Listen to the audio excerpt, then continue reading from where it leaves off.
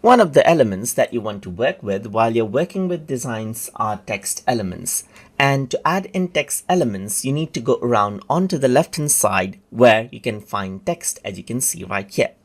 And over here in the text, you can see that create header is an option, and that is what we're going to focus on right now.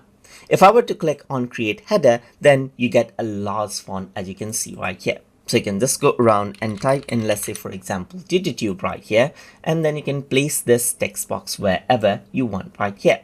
You can also go around and create a subheader, as you can see right here, and then add in, let's say, for example, I'm going to say keep on learning right here, just like this. So I'm just going to go around over here, and then this is the slogan, as you can see right here.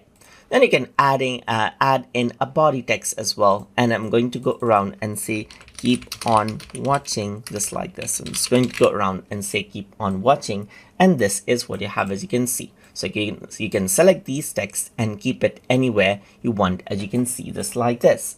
And this is how you can go around and add in text to your designs in Polotno Studio. So I hope you guys learned something as always.